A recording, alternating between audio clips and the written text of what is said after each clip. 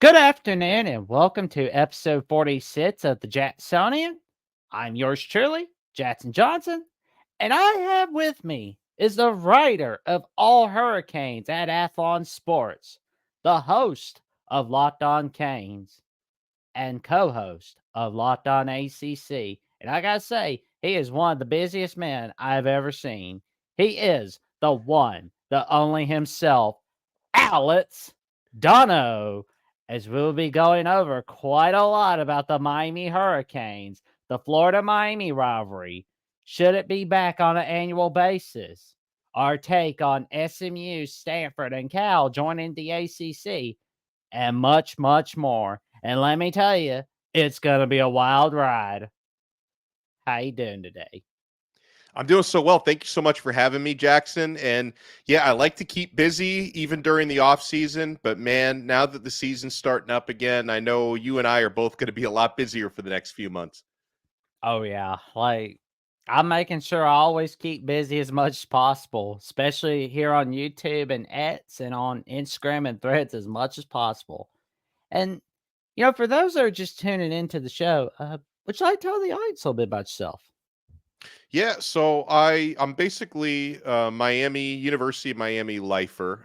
Was born and raised in South Florida. Actually, my father, even still to this day, is a professor in the business school at the University of Miami, and my mother worked for I think about 20 years at the U as an academic advisor. I attended Miami, grew up a huge Miami football fan, especially, also went to a lot of Miami baseball games growing up, a few Miami basketball games growing up. And I've always been passionate about it, and I've had the blessings and the opportunities to continue covering, Miami through the media.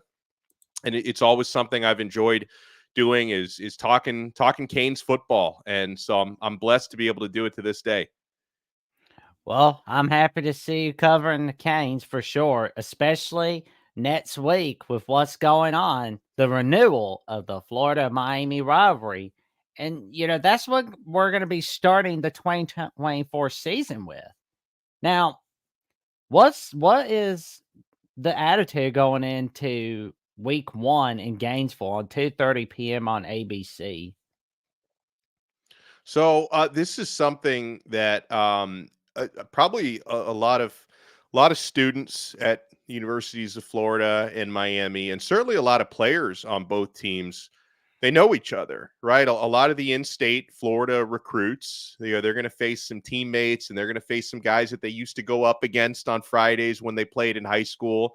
So it always adds something a little extra when you've got the in-state games. And even though Miami versus Florida, it's not a regular thing. I wish it was. I know we'll talk more Same. about it. It still brings out something extra from these players. But with that said, I have noticed heading into this game that both sides are being pretty professional about it. Like I'm not hearing a lot of bulletin board material in either direction. Like I haven't heard any Florida players publicly trash talking Miami. I haven't heard any Miami players saying anything to the media about Florida.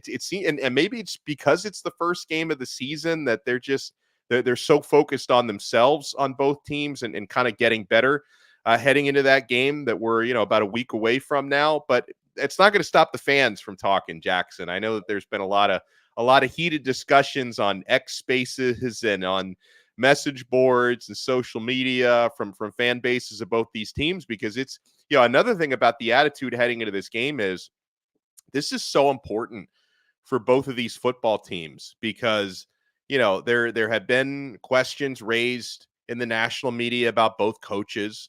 People wondering, how hot is the seat of Billy Napier at Florida? How hot should the seat be of Mario Cristobal at Miami? Because the teams have underachieved on the field the last couple of years. And, whoever loses this game, there's going to be a meltdown from either fan base, right? If Florida loses, they're going to start, counting the money of that buyout. What do we do? Do we get rid of Napier now? What happens if Miami loses the game? That there's going to be a meltdown among the fans, especially with how talented Miami looks. I mean, Miami looks like, just talking about, X or the Jimmies and Joes, even before you talk about the X's and O's, it looks like a team that should be able to compete for a college football playoff spot. And so, yeah, there's going to be a ton of disappointment and a ton of toxicity if Miami loses that game. Well, personally, I would like to see Miami win, but as of right now, I'm leaning towards Florida for that game because, like, Florida tends to win a lot at home. But if it was a road game, and after the record I've seen Billy Napier have for 2022 and 2023, and how they're not very good on the road, I would pit Miami if it was a road game for Florida. But you just touched on how Florida and Miami don't play each other annually, and they should. And it's a crying shame that they've only played each other. They did not play each other in the 90s. They didn't play each other 88 and 89. They play each other in the 2001 Sugar Bowl, 2002, 2003. I think they played in the 2004 Peach Bowl, if I'm correct. Yeah, you are. And they play each other in 08, 2013, 2019, but that's it. What's the future of it but beyond 2025? And I'll be real with you, the Florida State legislature needs to make this game annual. I mean, it worked for Yeah. Bama and Auburn, so I mean, let's make Florida State, Miami play each other every year. And while we're at it, let's have Central Florida rotate on Florida State, Miami schedule if it's okay. I completely agree with everything you said. Unfortunately, I don't see it ever being made a yearly thing unless they were ever to be in the same conference. And I don't expect Miami to ever join the SEC, but if they did, that might be the only. And even then, you don't know. You got to be in the same division, and there's not everybody in the SEC even plays each other. But I would love to see it as an annual rivalry. I think it just unfortunately it reached a point in the late 80s for Florida where their schedule was just too congested for them to be willing to face both Florida State out of conference and Miami out of conference in the same season. And the funny note on that is when it was after 87 when Florida decided to pull out of the yearly rivalry, that's given Miami fans a talking point for the last 37 years. Miami fans would be like, you guys were scared to play us because it's I'm not saying that's the exact reason, but Florida were the ones who decided with the SEC schedule we just can't do this every year anymore, and we have to keep playing Florida State because of the state rivalry, the state school thing. We had to keep one of them on the schedule, so they chose to take Miami off the schedule. But yeah, I just the same reasons exist. I mean, the SEC in conference schedule hasn't gotten any less demanding. I don't think Florida would ever commit to making this an annual thing again unless the teams were in the same division of the same conference. So in the meantime, I guess we'll just have to enjoy the rare occasions when this does happen. That once in a blue moon you'll get a home and home. Once in a blue moon you'll face each other in a bowl game. And if I try to see the silver lining in that, Jackson, the silver lining, I guess, would be when Miami does play Florida, it feels a little extra special, knowing True. it's not a matchup you can count on every year. And nobody on either roster was on the team back in 2019, the last time they squared off. But I'm sure Miami has been reminded that, hey, you guys lost to Florida the last time you squared off 5 years ago. Let's try to get it done right this time. So maybe there's a little extra special something there, knowing that these teams don't face each other all the time. I mean, because we were robbed of so many potential matchups in the 90s. Like it would have been so much fun to see who would have been the best Florida team of 1991, 1992. Because like Spurrier and Florida were starting to get rocketed rolling. Florida State was running the town in the ACC when they first joined, and Miami was just joining the Big East at that time. So it would have been a thrill to see because I mean we got to see Florida State battles, Florida State Yeah. Miami battles, wide left and wide right, but we never got to see Florida Miami matchups at the nights, and I get sad just thinking about it. But oh well, it is what it is. Uh, because like what one of these days is you're gonna see a meme of he's thinking of other women. Why did Miami and Florida never play each other in the 90s? Ah!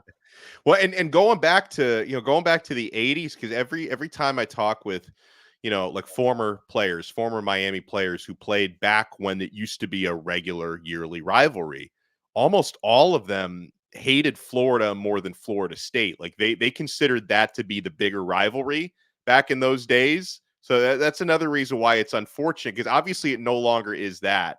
But back when they did used to go head to head every year, the Miami players who were on that side of the rivalry, they hated Florida, most of them more than they hated Florida State. Hmm.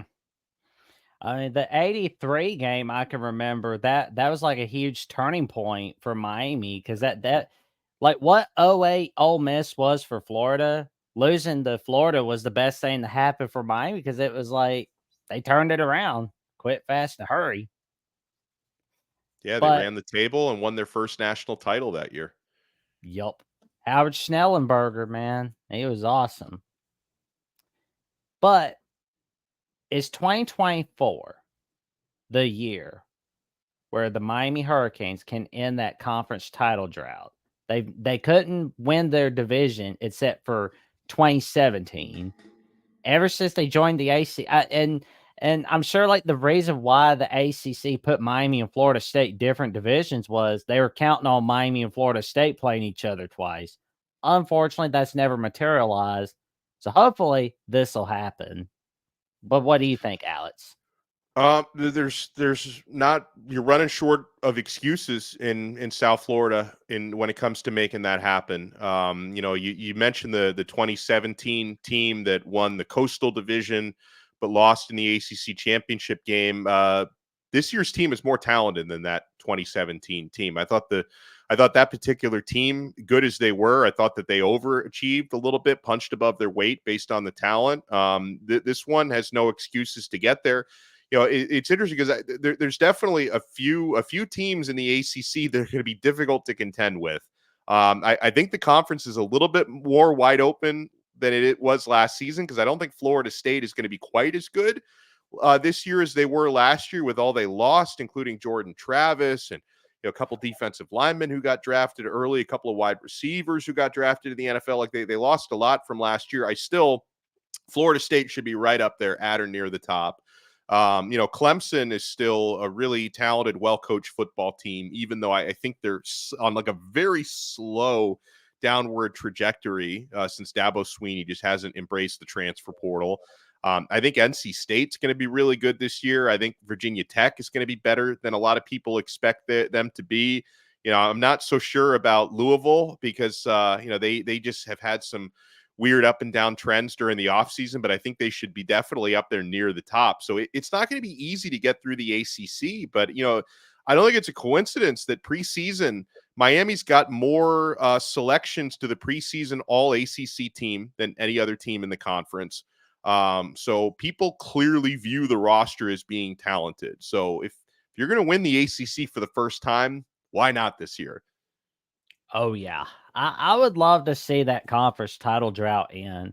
And I know like a lot of people have been talking about Florida, Miami, but there's one game that's constantly on my mind, South Florida, because like South Florida gave Alabama a lot of trouble.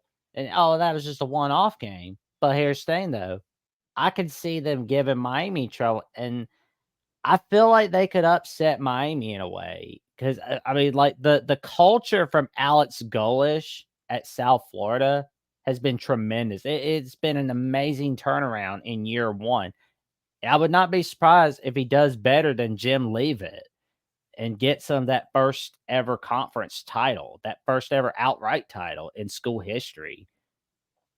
Yeah, not only is USF, I think a sneaky good football team, but something folks have to remember is, and that game's going to be in Tampa at USF, and they've got a nice environment there. Their facilities are really nice now.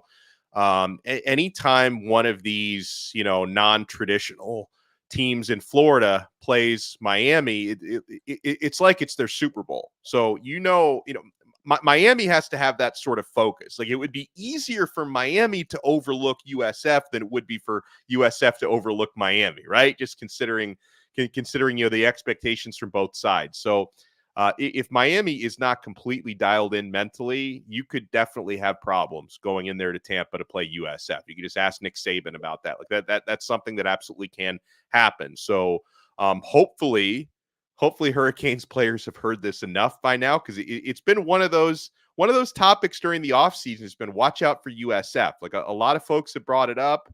Hopefully Miami players understand that heading into that game, because it could be one that if you're not careful, you could overlook it, because that's the week before Miami opens up their ACC schedule. So if you're looking past USF towards Virginia Tech, that could be a real problem for Miami. So it's not a game that I take for granted, right? I mean, this is, Miami, several years ago, different head coach, but in, what was it, 2019 or 21 maybe, when Miami lost to FIU, I guess it was 2019.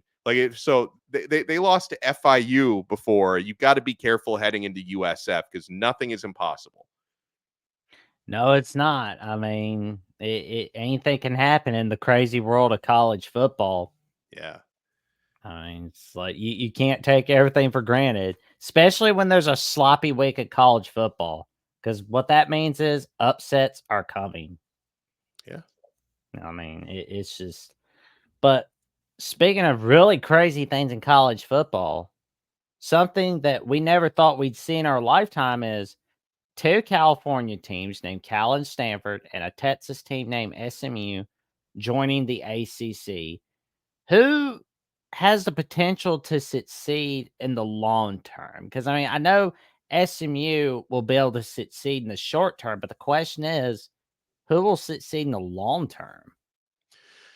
It's funny. I think the answer to both of those questions could be SMU, and I say it because they are setting fundraising records there for their athletic department, and that to me looks like they're creating something sustainable when it comes to the money that's being poured into NIL, which I know can be a taboo topic for some college football fans, because you're like, why are we talking about buying players? But I got news for you. NIL is here to stay, and Yeah.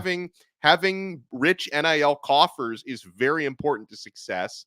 So when you're building up your bank accounts for NIL purposes, and you're building up your fundraising accounts to make your facilities top notch for a move into the Power Four, I think SMU could very much be the one to get that done. I also, I don't know if he's going to be there forever, but I think their head coach, Rhett Lashley, is a really good one. And I think over the next couple of years, he's going to kind of define how big of a job SMU is. Because if he has success there, he's going to have, more historic programs potentially calling him for head coaching jobs. Does he decide, no, I'm good where I'm at, I want SMU to be the big program? Or does he decide to make the jump somewhere and kind of use SMU as a stepping stone job? And then another reason why I say SMU could be the one setting up for the most long-term success is, there are, and obviously, Cal and Stanford are historic universities, historic athletic programs. So you're talking about like probably a century or more on both sides of like proven, not that they've been great on the field lately, but you've got, proven staying power over the course of a century. So I give them respect for that. But there's a couple things that work against those universities. Like in the case of Stanford, their academic standards are so incredibly high. It's difficult to win there. It's not impossible. Jim Harbaugh did pretty well at Stanford. It's not impossible, but it's difficult to win there because the academic expectations are astronomical. I think there's some of that with Cal as well. I know that Cal has had some debt problems. I don't claim to be a financial expert. I can't sit here and for sure say that that's gonna be damaging to their athletic department. But again, if you're talking about having your financial ducks in a row, it doesn't seem like they're in the best situation for that right now. So I think that there are things that work against. Also the travel, not to mention, SMU being in Dallas it seems like more of a geographical fit for the ACC, whereas Cal this year, they're going to be racking up just for their football team 20,000 plus miles of flights. I think Stanford is a little bit less, but they're right in that neighborhood as well. That's just going to be something that makes it difficult for ACC success. Whereas Dallas is like, that's like an hour and a half flight away from anywhere in the country. Like it's not a big of a deal travel wise. So I think there's a number of reasons to me why SMU is probably the one that's set up for short term and long term success. You know what I see on Friday, September 6th? The 44th anniversary of the 1980 Holiday Bowl, where BYU made that monumental comeback against SMU. Yeah, that's That right. that That's yeah, a good that's gonna piece of be history right there. oh yeah. I love getting to celebrate some history. And I noticed that the last time Pittsburgh and SMU played one another was on January 7th, 2012 in the 2012 Birmingham Bowl. And I see Oh, that Fenway Bowl rematch on November 16th. That's going to be an underrated game, if you ask me. yeah.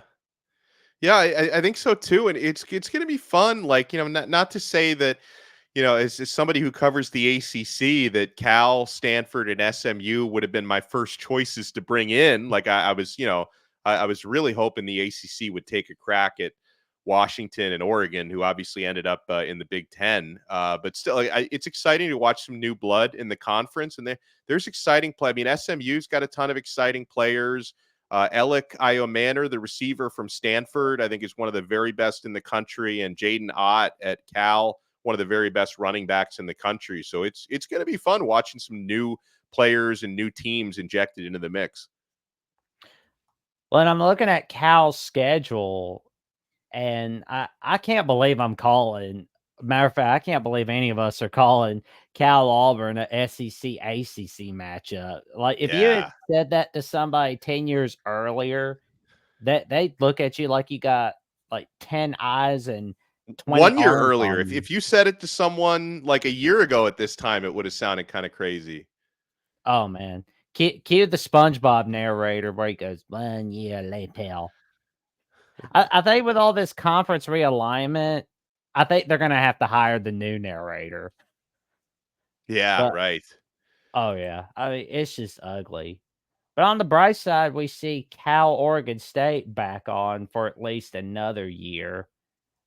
Um, I'm kind of wait and see mode with how Justin Wilcox will do. And as for Stanford, I wonder if we're gonna see like the old days of David Shaw return. Mm. That's what I'm wondering about. Man, Stanford Syracuse on Friday night. Ah, the heck with it. I'll stay up late for it anyway.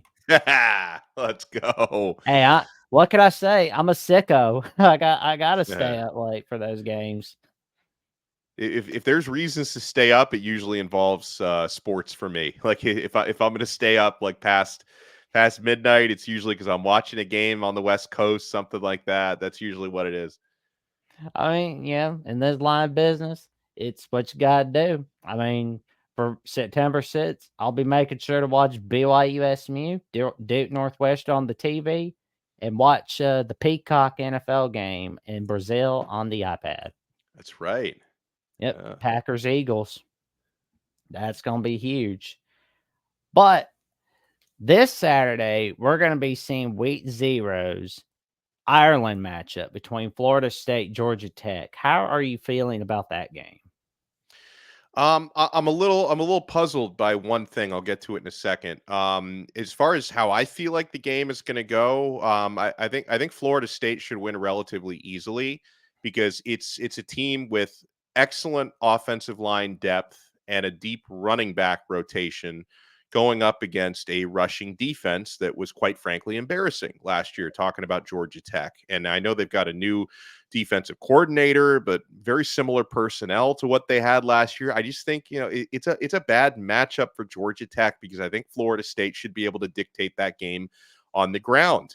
Georgia Tech does have a talented offense, but going up against a really good Florida State defense, the two Haynes King, the quarterback, Jamal Haynes, the running back, are a nice duo for Georgia Tech. So maybe they can keep the game close for a while. But I just think I think it's a really bad matchup for Georgia Tech. At the same time, I've noticed that the professional sports bettors, the sharps, the people who put really big money on stuff, the type of money I don't put on games, they seem to think Georgia Tech's at least going to keep it close because the betting line was several days ago it was around Florida State favored by 13 points. Now it's around 10.5 because all the big money is coming in on Georgia Tech. That's not necessarily saying they think Georgia Tech's going to win the game outright, but that they think they're going to, keep it within maybe a score. So a lot of money coming in on Georgia Tech, which kind of makes me curious, Jackson, because a lot of times when you're talking about these sharps who are, moving the lines with the big money, what do they know that the rest of us don't? So I guess we'll find out on Saturday. Yes, we will. And I will say, I'm hoping Brent Key can be like the next Bobby Ross, next Bobby Dodd, and Paul Johnson, because it seems like they're heading in the right direction. I mean, heck, they lost by one possession against Georgia. Yeah. And all those people, they're like, Georgia Tech's not real rivalry. Georgia Tech. I know Georgia's had a huge winning streak. I get it. But people Yeah. said that same horse dung about Oregon, Washington. They said that Yeah. same horse dung about Alabama, Tennessee. They're not going to say that same old horse dung on my watch about Georgia Tech. Because I can tell you right now, there's going to be an upset victory from Georgia Tech from Brent Key. Let's go. I don't think it'll happen this season, but it will happen. It will happen before the end of the 2020s decade. That I can personally guarantee. I like So, it. I would like to see it happen this year. That would make college football a lot more interesting. That's for sure. and while we're at it, put that game on Thanksgiving or on Black Friday like this year. I think that's pretty awesome. Because I mean, I looked at the history of it. They've had it on Thanksgiving for quite a lot. So that's Yeah. pretty cool. But speaking of somebody cool, we're seeing Cam Ward entering the Miami Hurricanes in Coral Gables. He seems like he could be that quarterback that's going to lead Miami out of the drought. And you know what's funny? We're going to be seeing him go against DJ Ukulele. And ironically, they went against one another in the two-pack game on Fox on September 23rd of 2023. DJ could be looking for some revenge, but this time in the Florida State Miami rivalry. It's like it's a small world after all. Yeah, it sure is. And Ward's he's been doing really well, by off-season standards, of course. Has been doing really well since he got to Miami. He's definitely an alpha. He's a leader of men. I like the way he practices. He talks a lot of trash, which you don't always see. Like, I've covered a lot of quarterbacks over the years, college and pro, and I don't know if I've seen a guy who's like in the faces of the defense as much as Ward is. Like, it's actually, it's really, and they know, like, it's all brotherhood stuff. Like, it's all love, and the defense tries to respond and they try to talk a little trash back to him. But it's been fun to watch. The talent is unquestioned. He put up monster numbers the last couple of years at Washington State, and so it's just going to be a question of, have he and his teammates completely gotten on the same page? I know they've been working very hard with that during the off season, and can he put it together in a different power conference with a different set of teammates and a different playbook, probably not too different from what he had at Washington State, because Shannon Dawson, his new offensive coordinator, also comes from the air raid coaching tree. So there's some familiar principles in there, but it's still a lot of new things and a lot of new toys for Cam Ward. But I've been impressed with what I've seen since he got to Miami in January. Well, and to your point about the monster numbers he put up, he was 8th in the nation in passing yards last season with Yeah. 3,735 passing yards. And he was only below Michael Penix, Bo Nix, and Carson Beck and the Heisman Trophy winner, Jaden Daniels at LSU. So, like, those are most notable on that list, of course. But that's a pretty exclusive list right there. And, Yeah. it's a good thing that he was like, you know what? I'm not going to the 2024 draft. I'm coming to Miami. So that's It gonna be definitely it definitely worked out for Miami because they didn't really they didn't really have much of a plan B in terms of like bringing in a guy of his caliber. They also did bring in Reese Poffenbarger from Albany as a transfer, but if they hadn't brought in Ward, it would probably be Poffenbarger competing with Emory Williams for the starting job. But when they brought Ward in, they knew pretty quickly this is the guy. Well, one new quarterback I definitely can't wait to see is Grayson McCall. And let's be honest, he should be on everybody's list for the 2025 draft. Yeah, I think so too. And that was actually someone that that I was looking at as a potential Miami transfer before he decided to stay very close to Coastal Carolina in go hopping right over to Raleigh to play for the Wolfpack. And McCall, to me, he's a bona fide field general and a very accurate quarterback. And I know that his experience may not be power for experience, but he's played a ton of football. He's played a ton of college football, and I think he's going to make the Wolfpack better because I think the inconsistencies they just had at quarterback, a lot of those are going to disappear with a guy like McCall. Man, it's going to be tremendous seeing what he can do. And, NC State's going to be going against Clemson on September 21st. And, the two of the last three victories, were at home for NC State. And the last time they beat Clemson at Clemson was in 2002. That was before we even had YouTube, and Yeah. I was a little 4 or 5-year-old back then. And it's like we didn't even have podcasting, we didn't have Locked On Network, we didn't have Facebook, Twitter, or X, or Instagram, YouTube, TikTok, any of it back then. Yeah, what did we do for entertainment back? I guess we just watched cable. Was like the only thing we Yep. could do back then. And we watch VCS and DVD, although VHS Yeah, being phased out. I'm that's like, right. can we please bring back VHS and DVD? I Yeah, I love still those. do have a VHS player. Not that they're making any new videotapes I can buy to put into it, but I still do have one from the '90s that works. Oh man, we'll definitely have to plan something in the future for sure because I've got some old VHS tapes in the Yeah. storage, so that's for sure. But as we wrap up episode 46 of the Jacksonian with the host of Locked On Canes and co-host of Locked On Air ACC and editor at All Hurricanes at Athlon Sports, Alex Donno. For those who would like to get your take on Miami, AC, or have a venting session to you about Miami, Florida not being an annual matchup, where can they find you? Yeah, I appreciate the opportunity for some plugs. You can find me. Oh, right. You got my cheat sheet ready for me down there, Jackson. How cool is that? Yeah, go to Locked On Canes on YouTube, Locked On ACC as well. We talk a lot about preseason previews for the ACC. Some the lawsuits that are going on. There's always something happening in the ACC. And yeah, you can follow us on X at Locked On Canes. You can follow my personal on X at Alex Dono. And yeah, if you watch and listen to the shows, we're on every single day covering Miami, covering the ACC. We're always putting out content, and I appreciate the opportunity to plug it. Absolutely. And you can also check him out on All Hurricanes at Athlon Sports. And let me tell you something, this man is a go-to for Miami information and Thank ACC you. information. Oh, you're welcome. That's why I asked you to come on. So it's like you're a go-to. And here's my little cheat sheet. I'm 135 subs away from the magic number 500 on YouTube. I need all the help I can get to getting there to at least before the end of September and the start of October. So if you like some amazing content and some of my episodes of the Jacksonian, tune in on YouTube at Jackson Johnson 979. Like, comment, subscribe so you do not miss another video, and click on the notification bell as well.